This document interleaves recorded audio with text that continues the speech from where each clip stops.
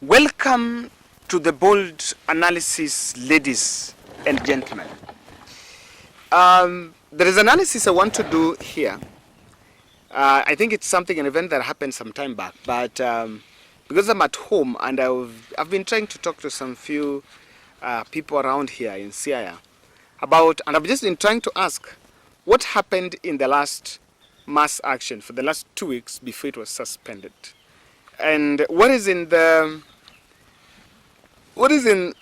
people's lips is about the incident about burning of UDA's office in Siaya.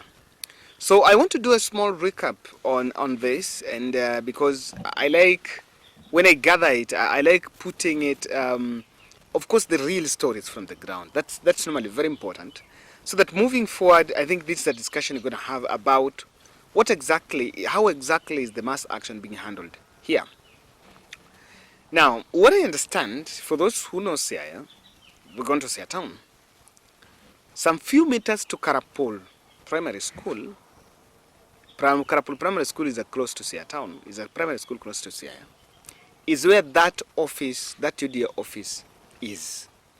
That UDA office is in a place known as Jabalo.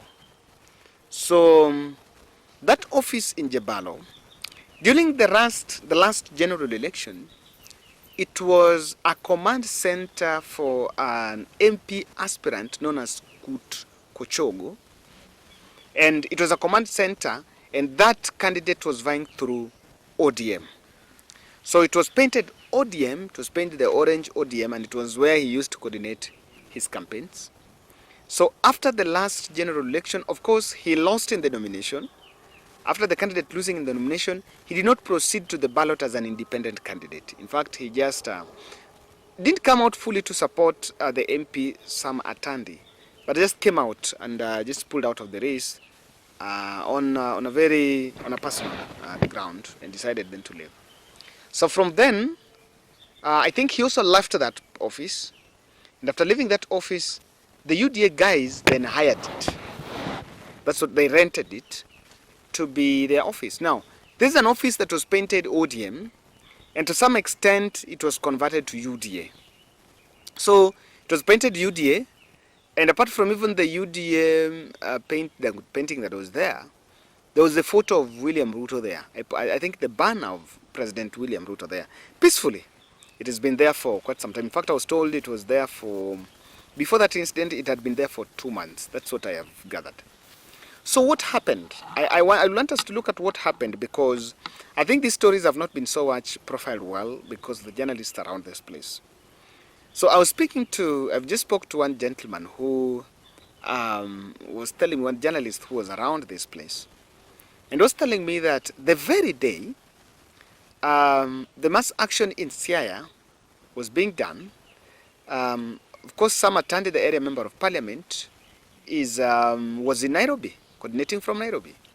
The governor was also, Rasanga, was in Nairobi. So the person who was coordinating it, the person who was leading that troop here, was an area MCA. So the area MCA, and that is what people need to get, because I think those who were out tried to paint it as if it was something that was ill-advised. Maybe it was organized from within.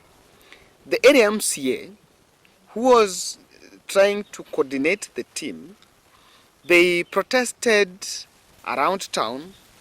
Then they went to the other side of the hospital, Siaya District Hospital, then came back to a Hindi Garden.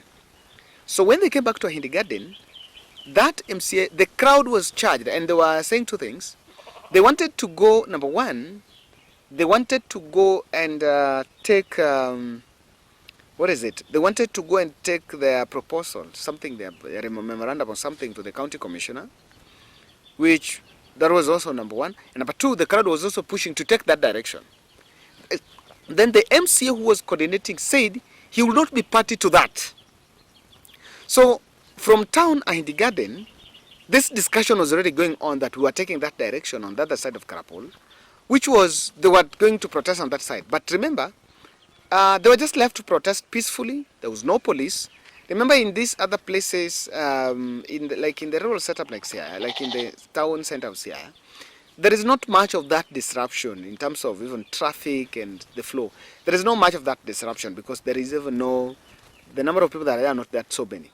So probably police did not bother to follow up on this team and what exactly maybe was going on. But I gathered that from a Hindi Garden, which is not very far from where that office was burnt. Hindi Garden is around, just not far from the office of the governor there, from the county headquarters and the county assembly. It's actually closest to the county assembly.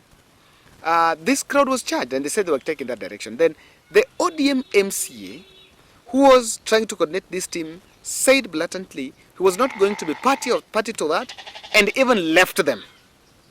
So he, out of his own will, decided to leave those protesters. Then he didn't take that direction. An hour later, the story emerged that they had trooped to that side and then torched that UDA office. A very, not a very good scene, of course, not a very good move. So that's what happened the fateful day. So there's so many questions that is happening because for me, it points out to how the mass action is being handled in Siaya. You know, not even in Siaya, but in the rural setup. I saw in Oyugis, the police left their Land Cruiser to the civilians and they commandeered that Land Cruiser. Sorry, you know, I'm somewhere where there are these natural sounds, so you'll have to bear with me a bit.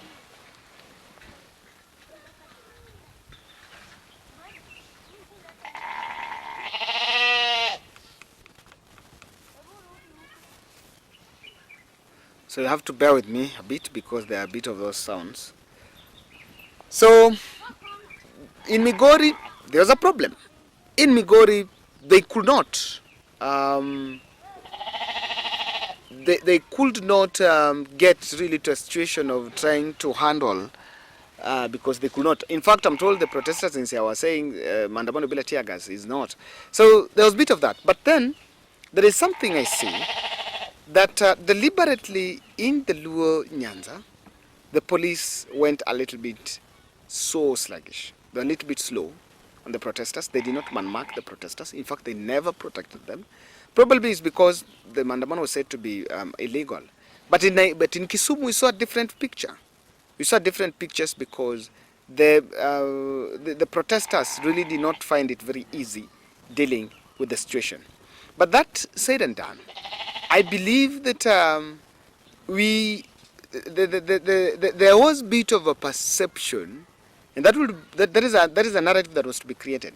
I think they were left, the protesters were left to roam freely and even allegedly destroy things so that they will technically profile the region as those people who are destroying their own things and not oblivious of the fact that those are their own properties that they have made by the taxpayers' money.